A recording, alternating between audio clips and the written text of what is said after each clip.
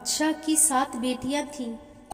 एक दिन वो अपनी सभी बेटियों को बुलाता है और उनसे एक सवाल पूछता है कि बताओ, तुम किसका दिया हुआ खाती हो और किसका दिया हुआ पहनती हो। एक एक करके सब शहजादियों ने कहा कि अब्बा हुजूर, आपका दिया खाती हूँ और आपका दिया ही पहनती हूँ। मगर सबसे छोटी शहजादी ने कहा कि अब्बा हुजूर, अल्लाह का दिया खाती हूँ और अपनी नसीब का पहनती हूँ। सुनकर बादशाह को गुस्सा आ गया। कहने लगा, ऐ कमबख्त, तूने मेरी नाशुक्री की है, तुझे सजा जरूर मिलेगी। बादशाह ने अपने सिपाहियों को हुक्म दिया, जाओ इसे जंगल में छोड़ आओ, मैं भी देखता हूँ ये मेरे बगैर कैसे अल्लाह का दिया खाती है और कैसे अपने नसीब का पहनती है। शहजादी से तमाम जेवरात वापस ले लिए गए और एक पुराना सा कपड़ा पहनाकर जंगल में छोड़ दिया गया। शहजादी के चेहरे पर ना कोई डर था, ना ही किसी तरह का खौफ था। उसे बस अपने रब पर पूरा भरोसा था।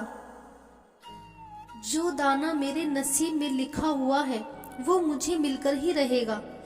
जंगल को देखने लगी, चारों तरफ दरख्त ही दरख्त थे। शाम होने वाली थी। शहजादी ने सोचा, क्यों न कुछ लकड़ियां जमा कर लूं, रात को वहीं लकड़ियां जलाऊंगी ताकि कोई जानवर मेरे पास ना आ जाए और रात भी गुजर जाएगी। जंगल में लकड़ियां ढूंढने निकल पड़ी। उसकी नजर एक झोपड़ी पर पड़ी जहां बाहर एक बकरी बंधी हुई थी और अंदर से किसी के खांसने की आवाज आ रही थी। पहले तो हैरान हुई कि जंगल के बीचों बीच कैसे। जब शहजादी झोपड़ी के अंदर दाखिल हुई तो उसने देखा एक बूढ़ा आदमी चारपाई पर लेटा पानी पानी पुकार रहा है।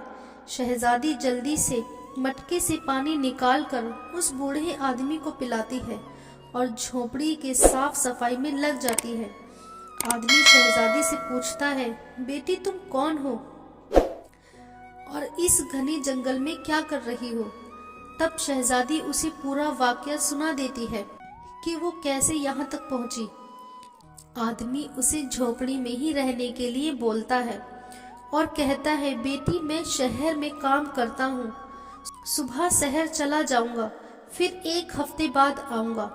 तब तक तुम आराम से यहीं रुको, यहाँ खाने पीने का सारा सामान मौजूद है, तुम्हें किसी चीज की कोई तकलीफ नहीं होगी।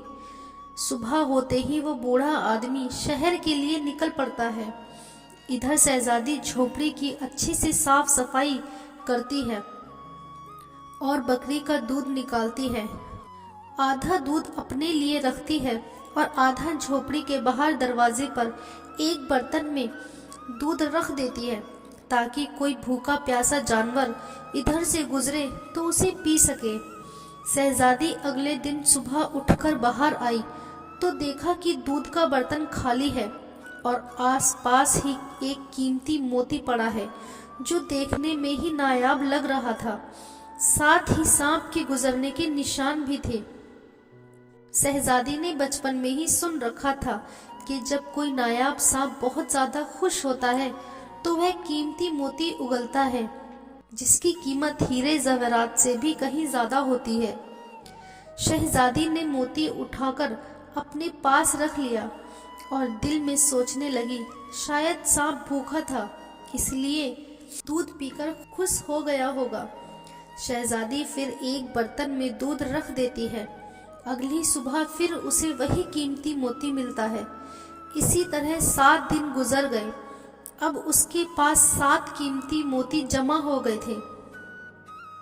7 दिन बाद वो बूढ़ा आदमी शहर से वापस आता है तो शहजादी उसे ये मोती दिखाती है और सारा वाकया सुना देती है।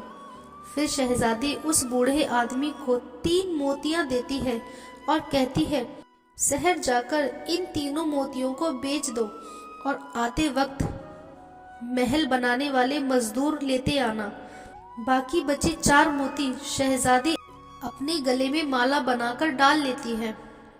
कुछ ही महीनों में जंगल के बीचों बीच एक आलीशान महल तैयार हो जाता है जिसमें शहजादी और वो बूढ़ा आदमी रहने लगता है। ایسا محل جس میں دنیا کے سب پیش و آرام کا سامان موجود تھا، بے شمار نعمتیں تھیں، نوکر چاکر سب کچھ تھا۔ شہزادی نے جنگل میں ہی ایک لکڑی کاٹنے کی فیکٹری لگا دی، جس سے ہزاروں مزدوروں کی روزی روٹی ملنے لگی۔ دیکھتے ہی دیکھتے جنگل اب شہر بن چکا تھا۔ یہ محل ایسا خوبصورت تھا کہ دور دور تک مشہور ہو گیا۔ لوگ اس محل کی اور شہزادی کی تعریفیں کرتے نہیں تھکتے تھے کہ شہزادی بہت نرم دل کی ہے۔ اڑتے اڑتے یہ خبر بادشاہ تک بھی پہنچی تو بادشاہ کے دل میں بھی ملنے کا شوق پیدا ہوا کہ دیکھوں تو صحیح کون سے ملک کی شہزادی ہے جس کی اتنی تعریف ہو رہی ہے۔ بادشاہ نے شہزادی کے پاس ملاقات کا پیغام بھیجا۔ جب یہ پیغام شہزادی کے پاس پہنچا تو شہزادی نے ملاقات کی ایک شرط رکھی کہ بادشاہ اپنی سبھی بیٹیوں کو لے کر ہمارے محل میں آئیں گے۔ بادشاہ نے یہ شرط منظور کرتے ہوئے اپنی سبھی بیٹیوں کو لے کر شہزادی کے محل پہنچ جاتا ہے۔ شہزادی چہرے پر نقاب ڈال کر ان سب سے ملتی ہے، ان کے لیے 7 رنگ کے کھانے پیش کرتی ہے۔ شہزادی کا لباس ہیرے زیورات سے ڈھکا ہوا تھا۔ شہزادی کی شان و شوکت اور محل کی خوبصورتی دیکھ بادشاہ بھی حیران ہو گیا، کیونکہ ایسی شان و شوکت تو بادشاہ کے محل میں بھی نہیں تھی۔ بادشاہ نے شہزادی کو پردے میں دیکھا تو کہا، تم میری بیٹی کی طرح ہو، پھر مجھ سے پردہ کیوں کر رہی ہو؟ تمہارے ہی کہنے پر اپنی بیٹیوں کو بھی ساتھ لایا ہوں۔ بادشاہ کے بہت ہی اصرار کرنے پر شہزادی نے کہا کہ ٹھیک ہے، میں ابھی تیار ہو کر آتی ہوں۔ بادشاہ کی سبھی بیٹیاں آپس میں سرگوشی کرنے لگتی ہیں کہ اتنی تو تیار ہے، کتنے مہنگے زیورات پہنے ہوئے ہیں اور کتنا تیار ہو کر آئے گی۔ میں دور سے پرانے کپڑوں میں ایک غریب لڑکی آتی دکھائی دی۔ بادشاہ نے غور سے دیکھا تو حیران رہ گیا، یہ تو اس کی اپنی ہی بیٹی ہے جسے جنگل میں چھوڑ آیا تھا۔ تو ابھی تک زندہ ہے؟ میں نے تو سوچا تھا کہ کوئی جنگلی جانور تجھے کھا گیا ہوگا۔ چلو کوئی بات نہیں، اپنی شہزادی کو بلاؤ، میں تمہیں یہاں سے آزاد کروا کر لے جاؤں گا۔ یہ سنتے ہی شہزادی بولتی ہے، نہیں ابا حضور، میں ہی وہ شہزادی ہوں جس سے آپ ملنے آئے ہیں۔ میں کہتی تھی کہ اللہ کا دیا کھاتی ہوں اور اپنے نصیب کا پہنتی ہوں۔ آج میرے پاس آپ سے بھی کئی گنا زیادہ دولت ہے۔ پھر شہزادی نے یہاں تک پہنچنے کا سارا حال سنایا۔